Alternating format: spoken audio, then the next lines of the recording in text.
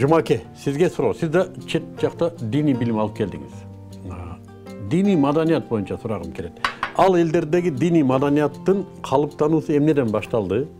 Бизде мына ошол диний маданиятты калыптоону эмнеден башташыбыз керек? Бизде ушул нерсе башталганбы? Барбы диний маданият бизде?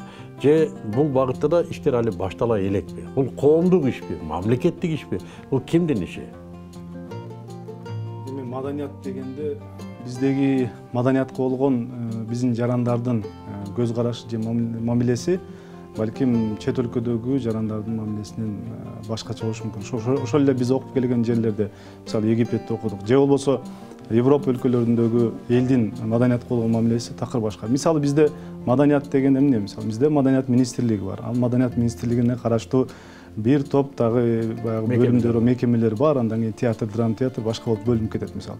Ошол жердеги мисалы эми мен эч кимге сөз тийгизгим келбейт, бирок биздин ошол артисттер болсун, же болбосо театр ишмерлери болсун, башка кишилер ар дайым баягы мамлекеттен бир нерсе күтүп отурат да. Биздин жарандар деле ошол түшүнүктө. Эмне үчүн биздин артисттерди мамлекет карабайт, мамлекет сыйлабайт дегендей. Азыр Абдышкүр ажы дамыла жакшы нерсени айтып кетти. Баягы мисалы шайлоолордо болсун, башка жерлерде жарандар өздөрү ошол нерсени мамлекеттен талап кылыш керек. Сиз да айтпадыңызбы? Бала ыйлабаса эмчек кайдан дегендей. Биздин жарандар эң биринчи өзүнүн баягы адамдык, жарандык укуктарын жакшы билиш керек да. Кимден эмнени талап кылыш керек? Жана башкалардын эркиндиги кайсы жерде, менин эркиндигим кайсы жерде, башканын милдеттери кандай, менин милдеттерим, укуктарым кандай, ошонун баарын жарандар жакшы билиши керек. Андан кийин сиз айткандай биздин баягы динибиздеги деле маданият балким ошол баягы түшүнүктөн улам эң биринчи калыптанышы керек да.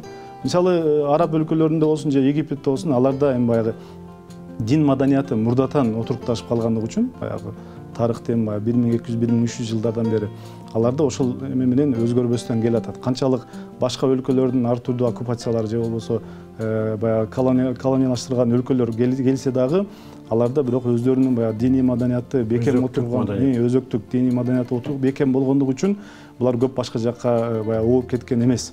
Булардын керек болсо билим берүүсүнө чейин бул нерсе сиңип калган.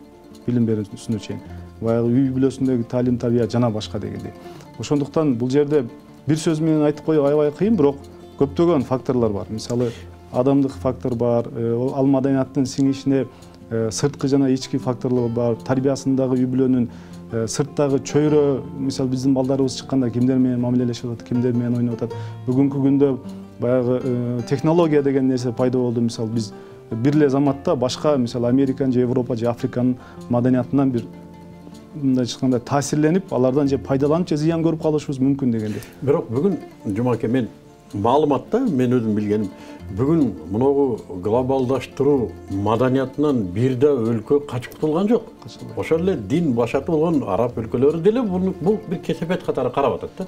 Экинчиси, бизде да диний маданият болгон да чындыгында.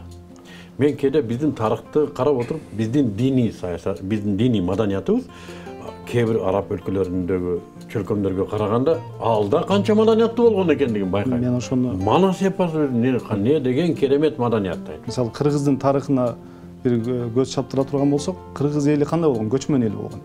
Көчмөн эл тарыхтар бою көчүп жашаган, бир жерден экинчи жерге жер которуп жашаган. Бирок ислам дини келген учурда деле, ошол ислам дини бизге 8-кылымдарда келди деген болсок, ошол учурдан баштап качан гана бизге кыргыздарга мусулмандар, башка мусулман элдери келип мамилелеше баштаганда, кыргыздар алардын жашоо образын көргөндө дароо кабыл алган. Баягы кыргыз эл эч качан кылыч менен же баягы зордоо менен динди кабыл алган эмес. Эмне үчүн кыргыздар ошолордун ислам динин, башка мусулмандардын жүрүм-турумун же болбосо алардын окуусун карап туруп кабыл алып атат? Анткени кыргыздын жашоосу өзү ошого окшош болгон. Көчмөндүн түшүнүгү эмне болгон? Мисалы улуу Кудайга ишеним болгон эң биринчи, өлгөндөн кийин кайра жашайбыз деген бир башка жашоо бар экендигине кыргыз көчмөн эл катары ишенген жана таза эл болгон. Таза эл, сиз айтпадыңызбы? Көптөгөн арабтар, мисалы Орто Азия элдеринин тазалыгы, эски маданияты мурдатан келаткан нерсеси. Мисалы эмнени бизде исламда эмне тазалайт?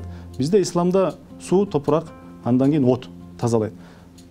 Кыргызда деле көчмөн элде деле ошондой болгон. Суу, топурак, от тазалаган. Бир жерден экинчи жерге көчкөндө сөзсүз тазалап, шыпырып, жыйнап же калдыктарын өрттөп коюп, тазалап кеткен, мындайча айтканда табият менен таттуу мамиле.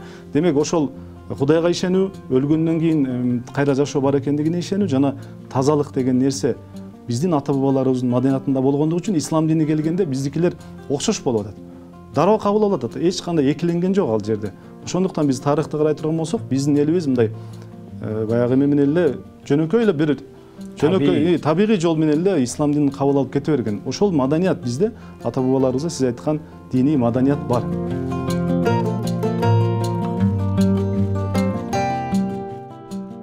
Бул каналга сөзсүз жазылыңыз. Дайым биз менен болуңуз.